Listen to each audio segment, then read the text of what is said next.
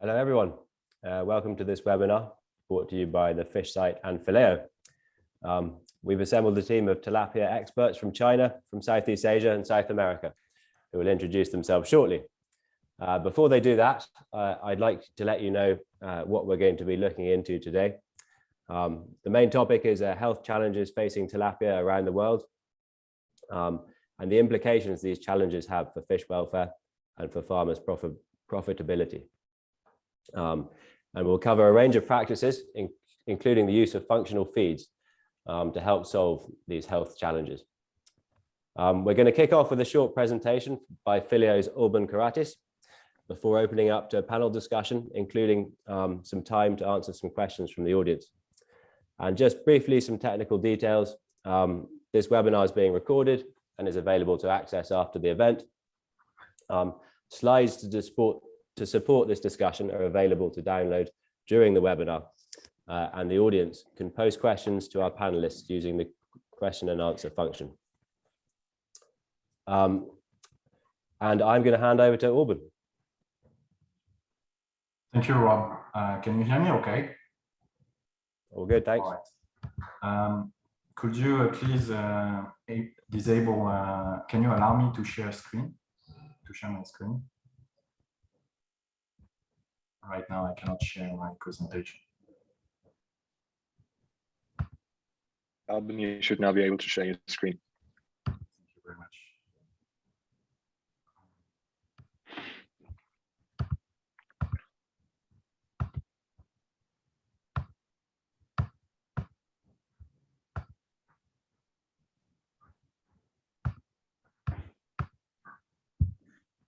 Apologies for that. All right. Are you able to see a PowerPoint right now? Yes, we do, Alban. Okay. Thank you very much. All right, let's get started. So hello, everyone, and welcome to today's webinar. So this is our task for today. So my name is Alban Karatis. I'm the Global Program Manager at Phileo. I will be giving you a very short introduction about our company, which is called Phileo. And then I will branch into the context of this webinar, and especially the trends in tilapia production globally, as well as the emerging challenges and the work we do in that context. And that short introduction of about 10 to 15 minutes will give the floor then to a panel discussion. Today with me, as Rob said, we have 4 speakers that will give some insights about today's topic. So about Phileo, Phileo is the animal healthcare subsidiary of the LOSAF group. So the group LOSAF is the world specialist of fermentation and is currently the world's largest yeast producer in the world. At Phileo, we are currently 160 people. We are a very diverse team comprised of vets, nutritionists, and also scientists to support our customers. We are based in 62 countries, and we work with 5 product lines that allow us to address different challenges, health challenges in the animal production sector. And also then we like to distinguish ourselves with the care and the support we provide to customers. We have currently 8 customer programs, including one for tilapia that we just recently launched. So our core business is to act with nature. All our products are fully natural and based on live microorganisms. Sorry, the first line of product we have are probiotics. So with these guys, the objective is mostly to enhance gut functionality and therefore feed growth and feed conversion and growth. Then comes our yeast fractions such as safmanan and active ingredients such as cell-saf. With a product like safmanan, the objective is to increase the natural defenses of the fish and therefore to improve survival in case of pathogenic challenge. And the idea with cell-saf, which is our organic selenium yeast, is to improve the resistance to oxidative stress and to limit the negative effect of stress, such as reduced growth, increased FCR, or low filleting yield. And finally, the last product we have is CellSaf, which is a functional protein. And we use, ProSaf, which is a functional protein. And we use ProSaf mainly to support feed palatability, digestibility, performance in low fish meal diets. So there are a few examples of our customer program. As you can see, historically, we have been very focused on the livestock sector. But going forward, you will see us being more and more involved in aqua. And in fact, in aqua this year, we released our first program, as I was saying, which is called the program AquaSaf Tilapia. And this is also one of the reasons we wanted to organize this webinar today. So why did we develop a program for tilapia? As you know, tilapia is a very important segment of the aquaculture market. It's the second most produced species after carps, and it's also a very important driver of growth for the aquaculture sector. Historically, if you look at the trends, the production of tilapia used to be almost entirely based on extensive production models. So that include, for example, polyculture with carps, integrated model with ducks, chicken, or pigs, using no or very little formulated feed, and relying mostly on local source raw materials, byproducts from agriculture to improve productivity. But more recently, in the past 2 decades, we also observe a generalized process of intensification of production. That is clearly visible in many producing countries, but particularly in Asia, which is driven by market demand. And with this process of intensification, we also see that farm practices are changing. For example, we see more and more adoption of formulated feed in the traditional pond systems. We also see the emergence of new systems in monoculture, in ponds, cages, and tanks. And also we start to see the introduction of genetically improved stocks. Then if we look at challenge, with this process of intensification, the industry has also seen a concomitant increase in the financial losses related to recurrent disease outbreaks. For example, with higher densities on the farms, you have also now a higher risk of opportunistic pathogens.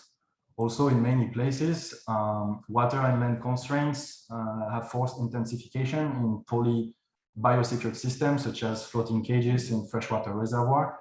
Perhaps one of the most illustrative examples we can give is Jatiluhur Reservoir in Indonesia, where, as you can see on the pictures, production in the last 10 years and the number of farms increased dramatically to today cover almost entirely the lake in its surface.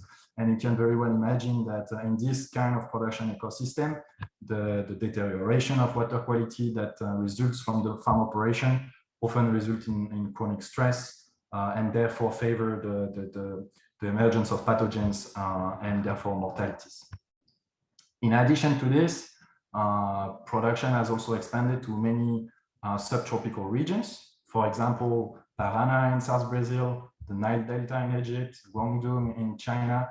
And in these regions, what we see is that production is often hindered by seasonal winter or summer disease, such as Francisella or Streptococcus.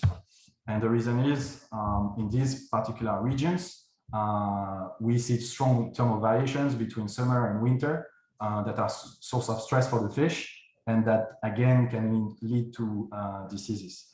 And these 3 production regions are actually quite important, because today they are perhaps the three biggest production hubs in the world, and they represent together almost 1/3 of the global production of tilapia. So pathogens have an important impact on the sector, and in fact, this impact goes way beyond the direct economic losses caused by mortalities. When facing disease, we see today that farmers don't have many choices other than using antibiotics, unfortunately. And now in several producing regions, there are emerging evidence of antimicrobial resistance, so-called AMR. For example, very recently in Malaysia, a group of researchers demonstrated that as isolates of Escherichia coli and Salmonella that they collected from tilapia farms were showing for almost all of them signs of resistance to the antibiotic that the same farmers were using. So beyond the reduced efficacy of the drugs that farmers use that are shown through this study, we are also seeing some very significant food safety concerns. Indeed, from a food safety perspective, the antimicrobial resistance issue also affect market access for tilapia, either through health regulation or change in consumer purchasing behavior. For example, tilapia on the international market is regularly flagged by Seafood Consumer Index and association, such as the Seafood Watch in the US, who simply recommend to avoid tilapia from China entirely. And that's quite an interesting case to mention because at present, about 70% of the tilapia consumed in the US is coming from China. And this is also influencing consumers. For example, this is a summary of the Google search related to tilapia since 2004. And we can see that in third position in terms of search comes the search, is tilapia healthy? And in fourth comes tilapia is bad for you. And that comes after some common searches as to how to cook tilapia or how to translate tilapia from one language to another. So safety of tilapia is a big concern, and we see that over time it has increased. As you can see in the charts, it's getting better in recent years, but we are still seeing a lot of concerns from customers that is expressed through Google search. And of course, this is also having a significant impact on the market. Again, taking the case of the US, we see that the concerns from the consumers are clearly correlated since a few years with a decline of the importation of tilapia, both in volume and both also in unit value. Then third challenge, we also see that producers are operating increasingly on thin margins, either by a rebound effect of the food safety concerns on the farm gate price that the farmers are getting. That's particularly visible, for example, in China, as you can see in the chart, or by the impact of disease on production costs. And in this context, considering that feed represent at least 60% of the production cost, today the ability of farmers to achieve good FCR, either by limiting mortalities from pathogens or by maximizing growth, is a major determinant between a profit or a loss at harvest. But of course, if you consider all the things I have said about pathogens and disease increasing, today it's very challenging for farmers to control their FCR and to make sure they will make a profit at harvest. So all challenges considered, we can wonder, is the tilapia sector in its current form currently operating at its full potential? If we look at some big picture numbers from the FAO, we can see that since a few years, the pace at which the tilapia sector has been developing is reducing. The sector is losing some pace, and even in 2020, we see that for the first time in its history, the FAO reported a decline of production for tilapia globally. Whether is it because of COVID? I personally don't know, but we can mention that the other two big global species, being shrimp and salmon, did not decline in production during COVID. So it's in this context that we started at Phileo to work on tilapia, and that we now organize all our work and our achievements into the AquaSAF program. Just to go very brief and to conclude, our program has three core values. So the first core values is to maintain gut health and to maximize feed conversion ratio and to improve in order to improve return for farmers. To do that, we use so ActiSAF. As I said before, ActiSAF is our yeast probiotic, and we know that And with ActiSAF, we developed, let's say, a therapy that we know increase average gut microvilli in the gut, reduce inflammation, and also promotes beneficial bacteria, microbiota in the gut that result in improved FCR, as you can see here on the slide, which shows you some commercial trials that we have done with customers.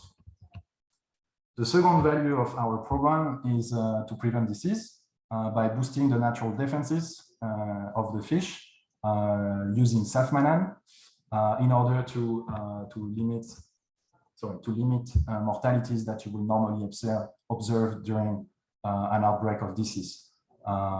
As you can see here also on this chart, which is a trial we conducted in controlled condition and by challenging tilapia with Streptococcus agalactiae. And then finally, the last value of our program is to mitigate stress and to reduce the correlated impacts that you see that comes with stress, such as reduced growth, low filleting yield, as well as high FCR. And for that, we use CellSaf, sometimes combined with safmanan. So with this, I'd like to give the floor to our experts. I hope you will enjoy the talk on our program. If you are interested to know more, I'd like to invite you to go to our website and check our program page, AquaSafe Tilapia. There is a 44 pages handbook available for you. And if you have any question, you can always contact us. Thank you. Thank you, Orban. That's a very useful overview of what's going on in the tilapia world and what Phileo are doing to get involved and how you guys are helping improve tilapia health. There's lots of interesting trends there. So yeah, very much encourage people to take that, download that presentation and take it away. Lots of good statistics to take home and mull over. So thank you very much, Orban. I'm now going to hand over to, we're now going to start a general panel discussion, and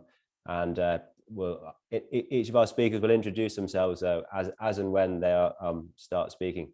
And to begin with, just to give everyone a quick idea about who our speakers are, we're just going to go through the key trends and challenges facing tilapia producers in their particular regions. We're going to start off with Gustavo Bazzano, and he's going to talk about the trends and challenges in terms of market and production in Brazil. Gustavo, will you just introduce yourself before you go on to that subject, please? Sure, Rob, thank you. Well, I worked with aquaculture for almost 30 years now. I am founding partner of Aqualagos, is a company that I founded in 2005. And currently we provide services to animal feed industries and producing and processing tilapia and shrimp here in Brazil. And I'm an agronomist, and I have my doctor of science in animal science here in the University of São Paulo, Brazil. The idea is to talk a little bit about what we are having here in Brazil. Today here in Brazil, the main discussion is related to the increase of production costs directly linked to the increase of raw material price. That's an issue that we are having here, and I think everybody is having this kind of issue to deal with today. And how to improve efficiency to reduce the impact of the produced prices to the consumer and to maintain the profitability of the business here in Brazil. In fact, the cost of the kilogram of tilapia has risen more than 80% here in Brazil in the last 2 years.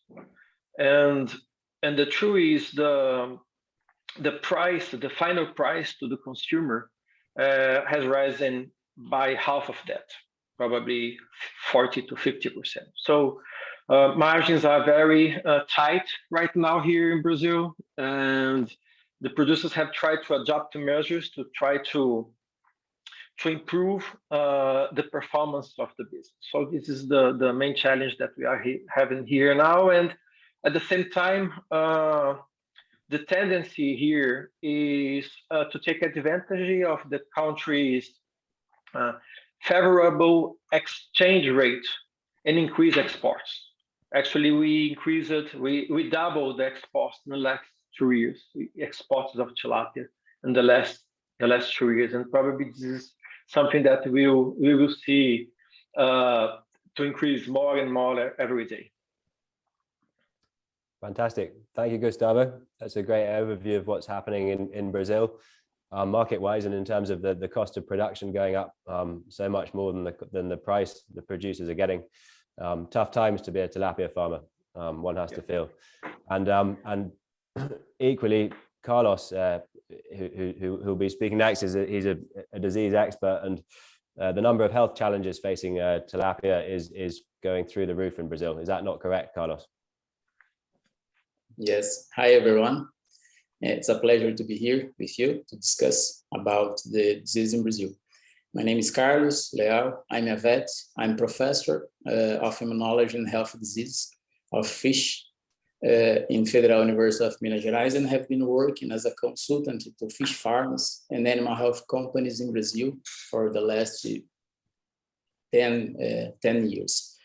In Brazil, with the intensification of production in the last decades, we have a big growth of production, mainly caused by the intensification. But with this intensification, the occurrence of infectious disease is a challenge to us.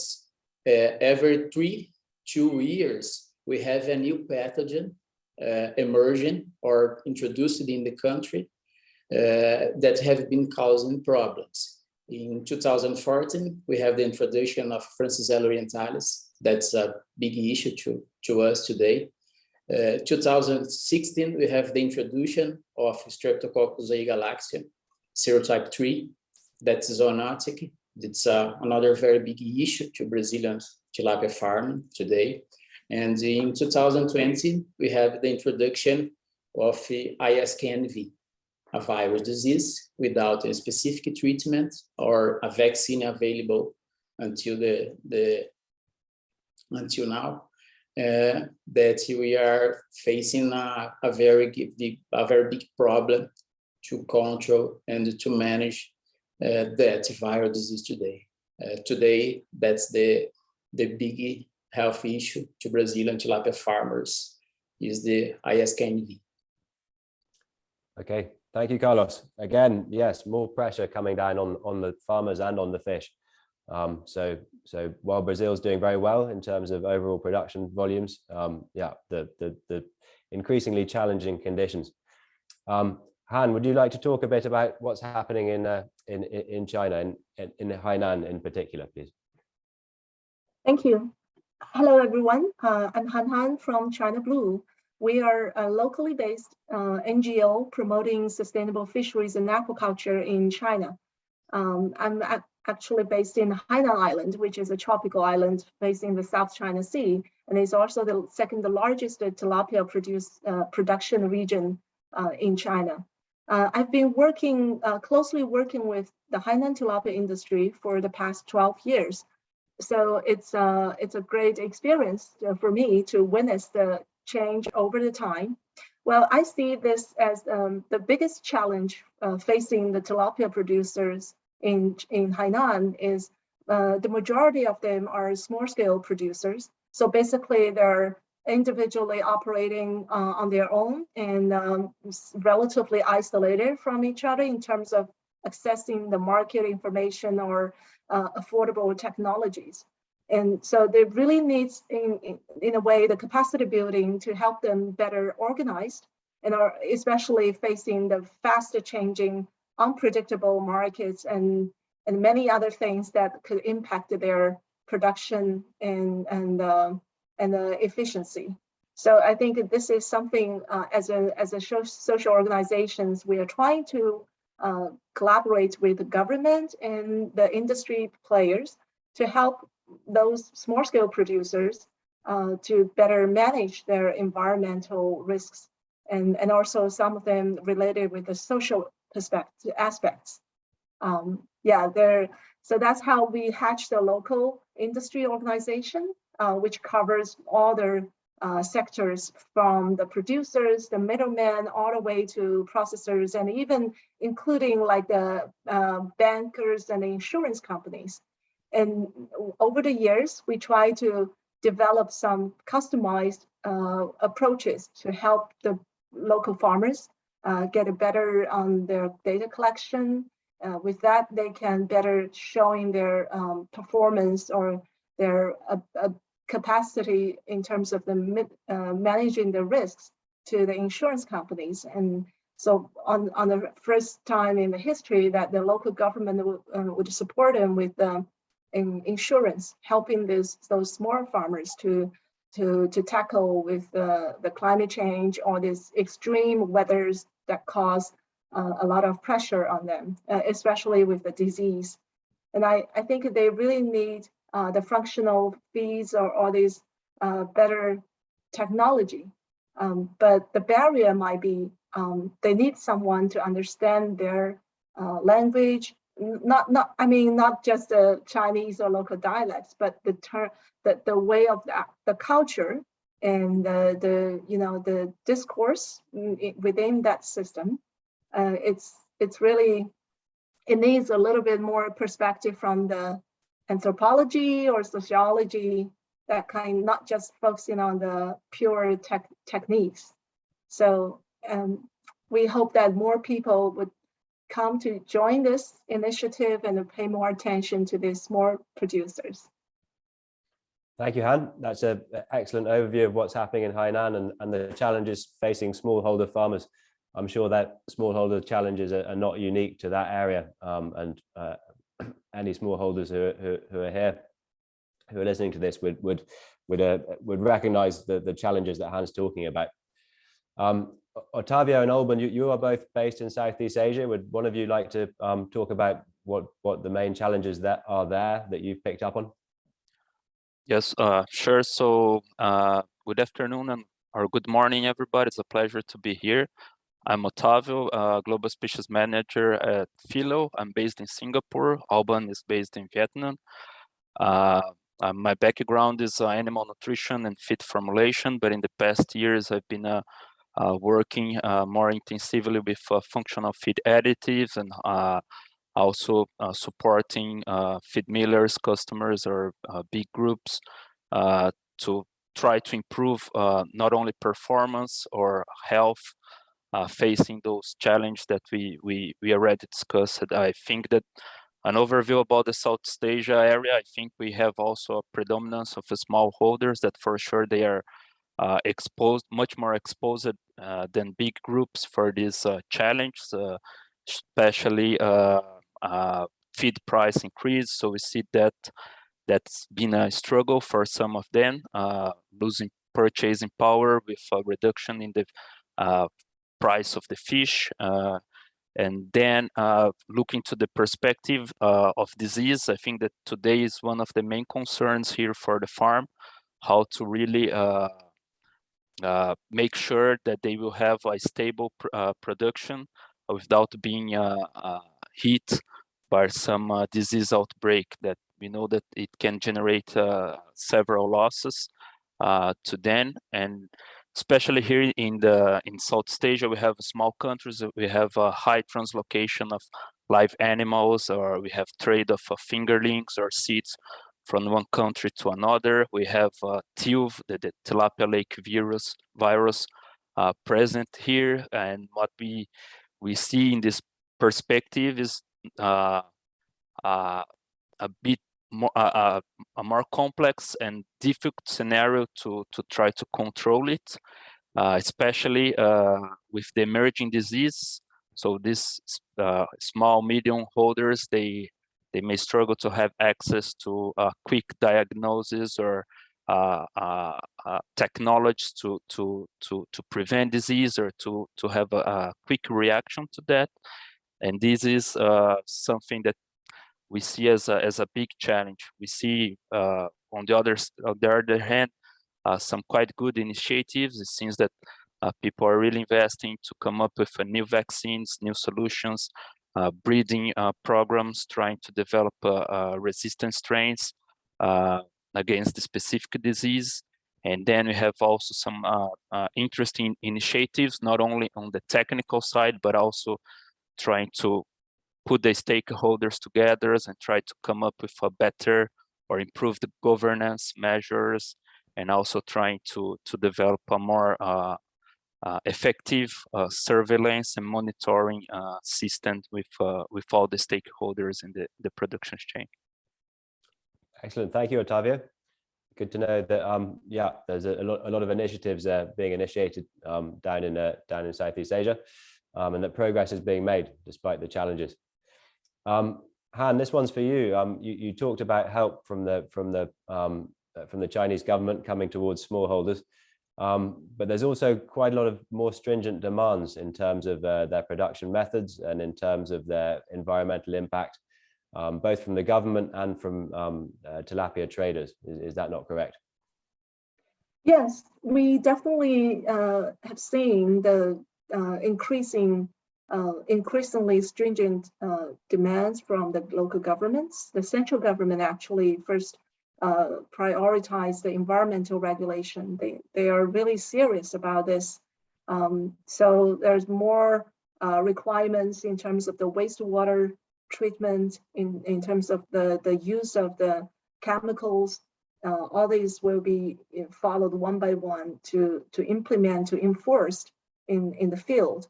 But it's still a gradually progressed process, because it's quite diverse in terms of the production models, environment.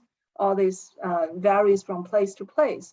So I think that means the policy itself needs a bit more flexibility, or it has to be more customized in the local situation. And on the other hand, the traders, I think the COVID-19 somehow, and it's not all the bad thing in a way, that because it sort of inspired more people cooking at home, so the demand of the pre-cooked seafood, the frozen seafood, somehow rise up very quickly, and that drives the demand from the market. But it also requires the local producers, like the small producers. They need to be more adaptive to how to get the cold chain logistics. All these services could be rapidly adapted to the changing environment due to the COVID-19 or all kinds of restrictions in the logistics, in the customs. So yeah, I think this is definitely sending out the signals to the small scale holders that they need to keep up with the change. And is it affecting the way they produce the tilapia themselves to make sure the product quality is of sufficient standard? Yeah, I think definitely they're more aware of the environmental regulation, the requirements. For example, just now my colleagues are working closely with the local tilapia farmers to figure out how to comply with the standards, the discharge of the water. So they try to figure out what would be the most affordable techniques. And the nutrition is another thing, because they see this as something to better manage their cost and to maximize the production efficiency under the overall economy, with the rise of the price for feed. Everybody is calculating on the each penny they spend. So yeah, I can imagine. And Otavio, you're in the functional feed business. How's the pandemic affected the demand for feed additives and functional feeds? If producers are struggling to buy normal feeds, how can they find the money, find the resources to buy these top level feeds? Yes, for sure, there was an impact in the business. We have also to acknowledge that was not a good moment to be feed miller shoes during the pandemic. As Gustavo mentioned, we had price increase in some common raw materials as corn or soybean meal in a year-to-year base that reached up to 40%. So they were also in a hard position to balance and to keep the business in working in a stable way. And on top of that, there were a lot of disruptions in logistics. So even to access raw material, in some cases, even with the high price, they were not able to access due to shortage. So it was quite complex situation. So many of the companies, they dedicate the efforts to try to keep the operation running with the basic nutrition. So this for us in terms of a new business or new developments slowed it down a bit. But on the positive side, I think that a lot of the ongoing work with current customers or even R&D field trials, we could keep a good pace. That for us is a really positive signal, meaning that functional feeds, they are in reality part of the production. And even with all this complex scenario, with this adverse scenario, the producers and the farmers, they could still valorize the technology as something that is important for them to keep production and keep productivity. Thank you, Otavio. And yes, you talk about that. Gustavo and Han, you both have a lot of interaction direct with the farmers. Gustavo, I'll start with you. How do you think farmers appreciate the importance of nutrition in promoting tilapia health? And do they have access to the sort of nutrition and feeds that they need to do so? Well, yes. As I mentioned, more and more industries are producing feed directed to the needs of each region. So here in Brazil, we have to remember that Brazil is a large country and continental country. So in each region of Brazil, we have different challenges, and we have to deal with it.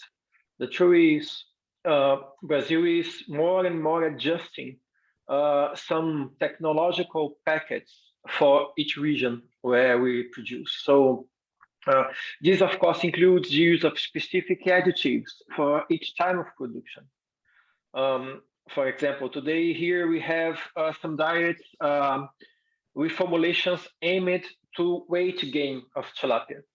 And at the same time, we have, or in other cases, we have producers who sell the whole tilapia to processing plants. And in this case, carcass yield is more important. And so we use additives to add more carcass in the tilapia.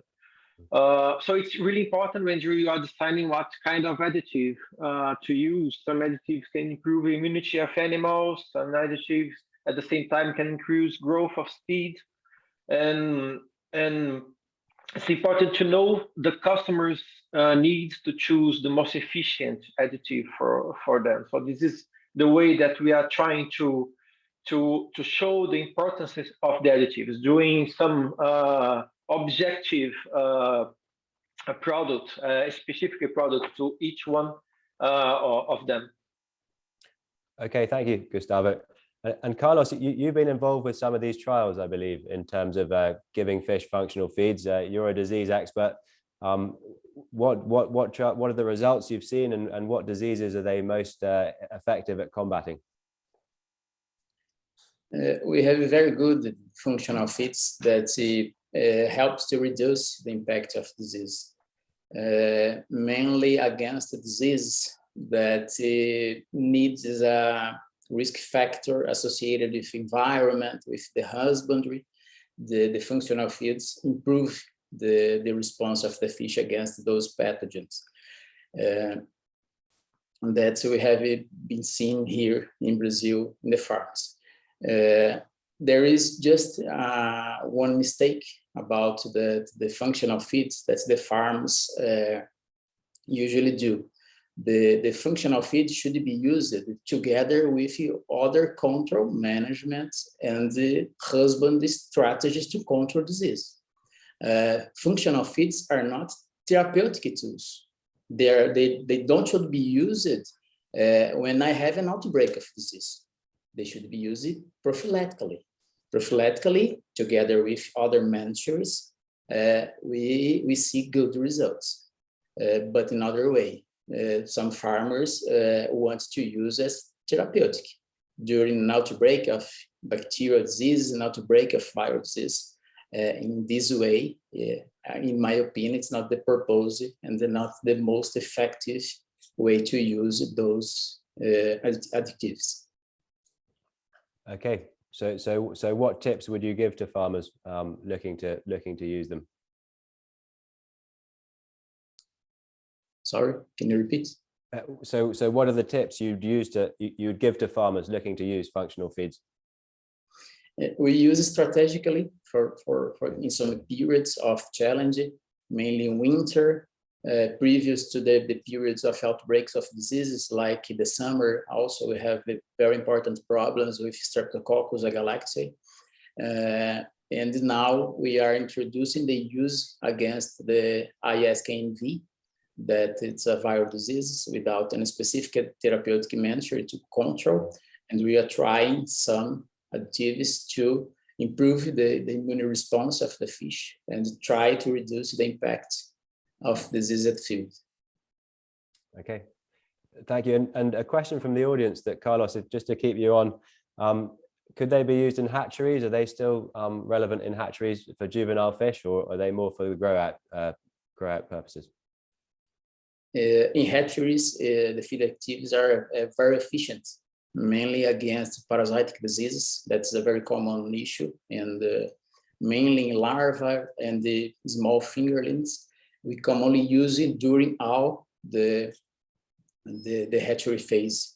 It improves the survival, improves the growth parameters, mainly those feed additives that improve the immune response and promote some better physiological response, like the capacity of repair of the skin against the parasites, improve the antioxidative stress caused by husbandry, and the feed additives are very important as in this way to improve the survival at the hatchery. Thank you. Han, this one's for you. I mean, you're dealing with small scale farmers, smallholders. What's their attitude towards functional feeds and the higher prices that these feeds command? Yeah, I think this is really a complicated situation. When we say small scale producers, I think sometimes people by definition will think this is just either small in size or they are poor people. They're not able to afford fancy stuff. I think, but in my view is it really have different situations that you will see some small scale producers, they actually proactively looking for technologies, but they are small because they are independently working on their own and vulnerable when things happen abruptly. So they might not be well equipped or well protected in all kinds of ways. So on the other hand, I think these small scale farmers often they really pay attention to the fish, like watching their babies. So they can easily sense the change of the behavior. Sometimes they complaining to us like, oh, I changed to another type of feed today and my fish really act differently. So they can tell that difference. They suspect that the component, the ingredients in the feed has something changed. So I think they have this kind of awareness and anxiety or the needs. But on the other hand, I totally agree with Carlos. It's like there's some fundamental condition or enabling condition that we need to make sure that those farmers get things right allow the functional feeds to maximize the outcomes.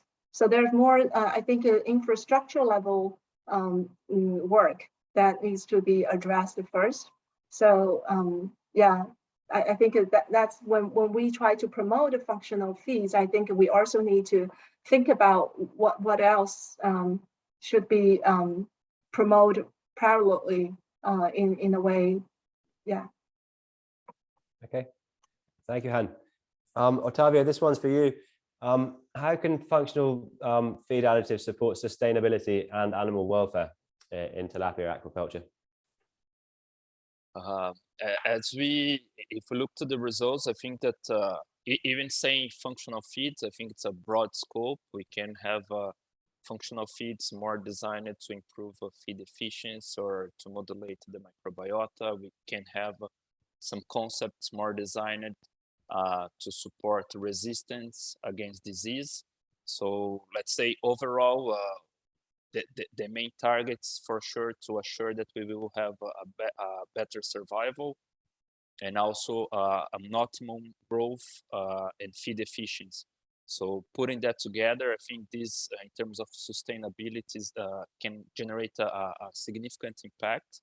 So if we consider that we have potential to improve survival, to alleviate or to have a reduced impact in terms of nutrient excretion to the environment, or keep the environment more regulated, I think this can be some positive sides. And for sure, when it comes to welfare, I think that when you talk about modulate stress or make the animal more resilient to suboptimal conditions, or even improving the nutrition, we touch in different we can touch in different dimensions of the welfare, right?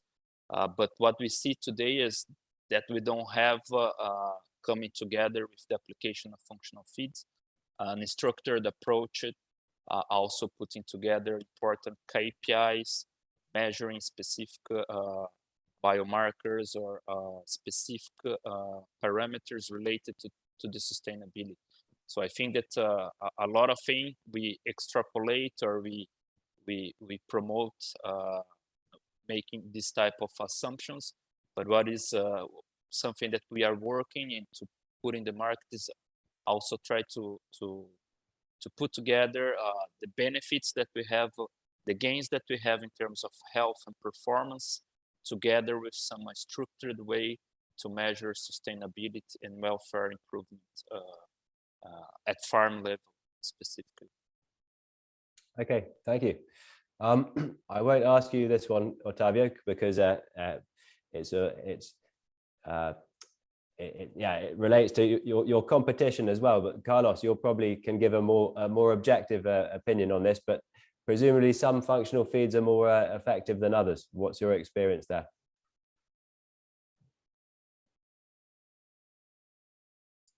Yes. We usually see at field the difference between the different functional additives, and that's why some farmers, when use some additives, make the belief that they don't work because of the difference of the responses by the different additives, and the mistakes made make a confusion in their efficiency, and making the farms a sense that sometimes isn't work very well. But I think the main problem is to know the knowledge of the farms, why and when to use those feed additives that creates those problems. But certainly we have different additives with different performance, different way to use, and when to use. And are there particular types that you've seen that are more effective than others? Yes, we have some feed additives that we use mainly to improve the health of fish or the physiology that perform better than others. Today, we are working with some additives based on yeast extracts that have been showing very good results for the Tilapia pathogens that you have here in Brazil, mainly Streptococcus, Francisella. We have very interesting results with these additives. Thank you. And Gustavo, this one's for you. You interact a lot with farmers. What's the sort of level of uptake of these sort of high-level feeds amongst Brazilian producers? Well, actually, here today, first, we are the production. The farmers are more and more objective in their needs today. So this is very important to us to understand what they need and what we can do for them. Does they want to improve growth speed or conversion ratio, carcass yield, survival rate, sometimes meat coloring or meat texture? So there are literally hundreds of additives with a different range and different spectrum of action that we are working with here in Brazil. With this information, the technical responsible for formulation, he have to know very, very clearly what is the challenge that these farmer have, and how can he improve feed to help them to achieve this goal, this objective. And when I say a farmer or a producer, I'm saying maybe a region or a kind of production system of a group of farmers. So only knowing the challenge that we have and the objective of the farmer, we can design a feed using additives that have synergy. And synergy is important, as Carlos said, and as Otavio said. To deliver the expected result with cost benefit, we have to understand the challenge that we have, and let's not forget that the fish production business, there's a number of factors that can influence the results, and that's nothing to do with the feed. So it's important to know how to interpret the information and keep improving always. Brilliant. Thank you. And this one might be for you too, Gustavo. It's from the audience. It says the growth of small-scale farmers is where the world's increase in tilapia supply to communities will come from. How does the industry ensure that feeds are at the right price and with the right health and growth benefits to reach these hundreds of thousands of new and emerging small-scale farmers? That's a good point, Rob. As Rens just said, sometimes the small farmers, the small producers are more, really often due to the needs to be competitive, small producers are more open to faster adopt technology, certain technologies. I will tell you a short story. Last year, I was visiting some producers here in Paraná. Paraná is the largest tilapia producing state here in Brazil. And the visits were made to those small producers who worked in a cooperative system. I made the visits together with the person responsible for formulation in a company that I work with, a feed company that I work with here in Brazil. The objective, the purpose of the visit was to understand the needs of that group of producers and work out a feed that could better meet their needs. Turns out that they were already taking our feed and using a series of additives on their own. And the producers themselves had already gotten ahead of us. So the use of additives for small scale farmers is as important as for large scale producers. That's the truth, and maybe more important, because they need to be competitive, and to be competitive in this tilapia producing world, you have to use all the tools that you have. Okay, fantastic. Well, that's very encouraging, and it's good to have a real life example of what's happening in the field. We're running quite short on time now, but I think the plan is to go a little bit over at the end. If there's any more questions from the audience, please keep them coming. We've probably got 10 more minutes. Before we do, if anything else comes in, how I'm curious to see how you guys are resident experts. How do you see the tilapia sectors in your region evolving and emerging in the coming decade?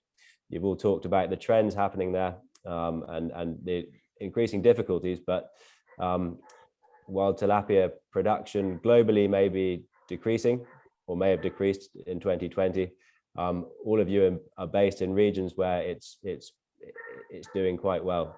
How do you see it evolving from here? Han, I'll start with you from the Hainan perspective. Thank you. Yeah, Hainan, over the past decades, 90% of the tilapia produced here all go abroad to the Western market, basically. But now we have seen the increasing demand from the local markets as more younger generation used to buy the frozen seafood from the e-commerce platforms, and so people that pay more attention to the good quality of the protein.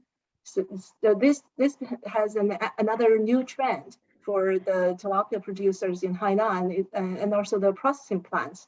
They have quickly adapted to this new demand from the market and figure out what would be their R&D for more different menu, different types of products. So I think overall the production will stay relatively the same, but within the industry, I think the structure, the overall structure of the industry in terms of like the proportion of from which type of the production model, either the semi-intensive or the more intensive model, that the ratio between them will slightly change over the time, because as the demand, the requirements from the local governments will raise the bar for generally the producer they need to catch up with the better management, better technologies. And I think this is to look at it more positively, I think this is a good trend for to improve the overall performance, to improve the production efficiency. But on the other hand, we also need to, from the industry perspective, I think we can see what kind of opportunities lie there to offer more customized services to these different types of producers. And I think that's something really could provide new business for a lot of people. Thank you, Han. So very positive, a positive outlook from Hainan. Okay, yeah, I think overall the aquaculture is still quite a promising sector. Very good. Otavio, how about you from a Southeast Asian perspective and from a feed perspective as well? I would share the same perspective than Han. I think that when you look to the coming years in Southeast Asia, we see some good perspectives. I think that we have a lot of possibilities and a lot of initiatives. Like we see some developments trying to develop tilapia in saline water, brackish water. We know that it can also feed some super intensive in RAS systems. So we have more possibilities to explore, and we have also some countries investing and supporting the industry, like the case of Vietnam. They have clear goals try to improve production internally. A lot of working also after the pandemic to work with regional markets to try to address more retailers that can help the industry to be more stable, to grow. So I would expect the coming years some good developments, and I would not expect like a decreasing trend or something, some downwards in terms of production. And of course that we have more technologies coming, like vaccines, to be started here. Today, the vaccination rate in Southeast Asia may be below 2 or 1% of the production. We have diagnostics tools to be applied on farm being developed that I think that is going to help a lot the producers to build more effective strategies to deal with disease. So I would say that I'm optimistic for the coming 5 years for sure. Thank you, Otavio. Carlos, this one's for you. It's not so much a Brazilian perspective as a pathologist perspective. You mentioned diseases coming around every 2 or 3 years. What do you see in the pipeline from a fish health perspective? And what do you see as the major challenges that hard to predict these things, but what are your main concerns there? I think we are facing big problems now, but I think it's acting as a knowledge to the farmers, to the companies, to improve your biosecurity, to know for the future differently. I think the industry continues to grow in Brazil, but some important changes are in progress, including in the health. And the companies and the farmers know that we will have at the future new diseases, and we should be prepared for those new diseases every time and the alert to them.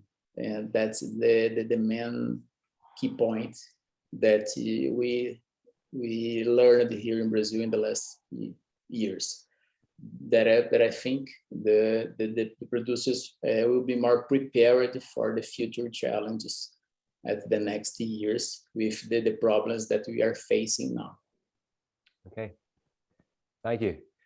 Gustavo, can you back that up in terms of what producers are actually doing in Brazil and in terms of how things are developing there and how you see things developing there in the coming decade? Sure, Rob. I totally agree with Carlos.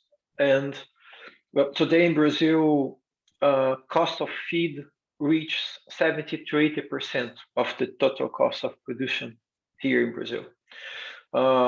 So some producers are already beginning to see how small changes in the formulation bring directly expressive results on their production costs.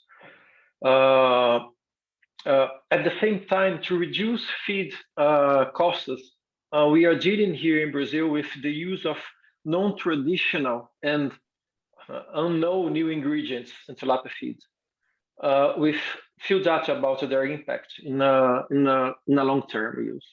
So I believe Brazil will continue to improve its production and productivity in the next years, but with more focus on the main production cost, that is actually feed.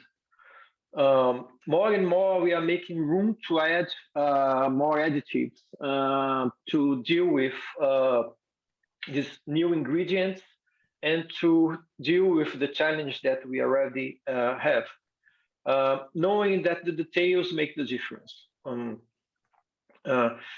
we have to use these new ingredients in additives in a synergetic way to improve the performance of the fish and at the same time to reduce costs here in Brazil. So I'm pretty sure that feed will be a concern. How to make a better feed will be a concern here in Brazil. Fantastic. Well, thank you very much, Gustavo.